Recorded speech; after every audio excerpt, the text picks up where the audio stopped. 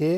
हालांकि economic rational तो ना भी नहीं सपोर्ट करा, लेकिन आप सही कह रहे हैं कि एक ऐसी अनफोर्सीन सिचुएशन आ सकती है, उससे अच्छा कि फ्रंट लोडिंग कर लें। बहरहाल ये एक बहुत मामला ट्रिकी हो गया, ये फंस गया है। अब दूसरा सवाल आते हैं जो हमारे डोमेस्टिक मार्केट के बहुत इंपॉर्टेंट है। हमने देखा कि आईटी कंपनीज के रिजल्ट्स आए, बहुत अच्छे नहीं आए। इन्फोसिस के आप लें या टीसीएस के भी आप ले लें, विप्रो के भी आप उसमें जोड़ लीजिए। सुनील सर, ये क्या प्रॉब्लम क्या है आईटी सेक्टर की? नहीं, मैं सरप्राइज नहीं हूँ कि रिजल्ट्स अच्छे नहीं है। मार्केट जस्ट कॉन्स्टेंटली उम्मीद रखती है ये बड़े दिग्गज कंपनी अच्छी काम करेंगे। अरे सबसे आपको यूएस में स्लो डाउन चल रहा है, ये चल रहा है, तो उनका मेन बिजनेस उधर से आता है। सेकेंड, उनकी मेन कस्टमर होती है बीएफएसआई वर्टिकल, वहां पे भी हालत ठीक नहीं है। तो आईटी कंपनीज की आउटलुक में ये एक मेन प्रॉब्लम, आईटी का प्रॉब्लम था वैल्यूएशन का रादर देन द रिजल्ट्स का। देखो लॉन्ग टर्म में देखिए, आईटी कंपनीज एक स्टेडी ग्रोथ कंपनीज रही थी। कोविड के टाइम में क्या हुआ कि क्योंकि एवरीथिंग एल्स और एक इंटरनेट ऑफ थिंग्स और ये नई जो एआई ये सब की बात बना कर आईटी को एक सुपर ग्रोथ सेक्टर बना दिया था। और इसके लिए उसके वैल्यूएशंस अर्निंग्स ग्रोथ की स्टाइल देखे, ये देखिए उसमें ज्यादा कुछ चेंजेस नहीं थे। मगर सडनली उनके बिजनेस में एक एक्सप्लोसिव ग्रोथ आएगा करके कोविड के टाइम में जो वैल्यूएशंस को मिले थे, वहां से वो उसके बाद अगर समझे कि ये नहीं होने वाला है, तो वो करेक्शन जो हो रहा है, तो it's more of a market perception of IT growth. And मेरा मानना था, बहुत दिनों से मैं मान रहा हूँ कि ये मार्केट ओवर एस्टिमेट कर रही है आईटी सिस्टम की अर्निंग्स को। जो आ रहे हैं वो ऐसे ही होने थे till US comes back to strong growth path. US और यूरोप में जब बिजनेसेस जो उनके बायर्स है वो उनकी बिजनेसेस स्ट्रॉन्ग ग्रोथ पाथ पे आई, तभी उनकी business double digit triple digit I mean उसके हायर ग्रोथ दिखा सकती है। जब तक वो नहीं हो, ये उम्मीद रखना कि वो, और ये बात है कि उसमें आईटी में और एक चीज जो है, क्योंकि इंडेक्स में जो शामिल है, पैसिव फंड्स का पैसा ऑलवेज आके उसको सपोर्ट दे रहा है, तो वो करेक्शन भी ज्यादा नहीं हो रही थी। मगर उम्मीद रख रहे थे कि ये वैल्यूएशन में ये अर्निंग्स आनी चाहिए आनी चाहिए। तो मैं ज्यादा सरप्राइज नहीं हूँ। मेरा मानना है कि कुछ दिनों के लिए आईटी की अर्निंग्स थोड़ी ठंडी ही रहेगी।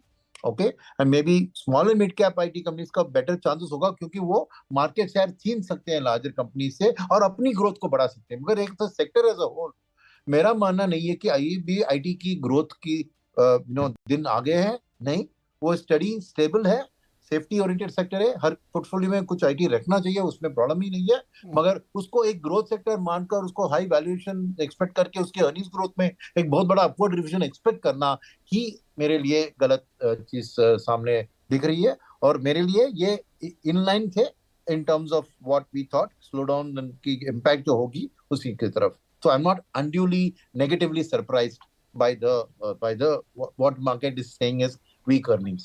जी, आपको अच्छे लगे, बुरे लगे, और जो लगा वो क्यों लगा? नीरज जी, बात अच्छे बुरे की नहीं है, मेरे हिसाब से बात एक्सपेक्टेशन की है। अगर हम आईटी कंपनी लाइक इन्फोसिस से बात करें, देखें उनसे, तो हमारी उम्मीद ये रहती है कि वो सालाना एक सर्टेन ग्रोथ लेवल दिखाए। एंड वो डेफिनेटली प्रॉब्लम में आ चुकी है, क्योंकि हमने देखा है कि उनकी ग्रोथ ही अब एक जो है एक लेवल पे आके सैचुरेट हो गई है। तो मैं इसे कहूँगा एक तरह का मैच्योरिटी आ चुकी है कंपनी के अंदर में। एंड यहाँ से आगे बढ़ने के लिए कुछ तो इनोवेशन करना पड़ेगा या एक्विजिशन करना पड़ेगा, जो कि अभी इन्होंने एक्विजिशन एक हिस्ट्री के अंदर में सबसे लॉन्गेस्ट पीरियड ऑफ टाइम के अंदर में अगर आप देखें कोई भी बड़ी आईटी कंपनी को, तो इन्होंने बहुत लंबा समय लिया है एक नई कंपनी में अभी बैठ लेने का। तो ये क्या दर्शा रहा है, वो क्या इंडिकेट कर रहा है? इंडिकेट ये कर रहा है कि ऑर्गेनिकली जो ये ग्रो कर सकते थे उसकी गाइडेंस उन्होंने दे दी है। 1 से 3% की आगे की इन्होंने एक 1 ईयर फॉरवर्ड की रेवेन्यू गाइडलाइंस दी है। और अभी के जो नंबर्स आए वो नंबर्स तो ठीक ठाक आए, मगर उनकी जो मार्जिन है वो ही जो है सबको अभी डाउट में रखेगी कि भाई आगे जाके आप कैसे इसको मैनेज करोगे।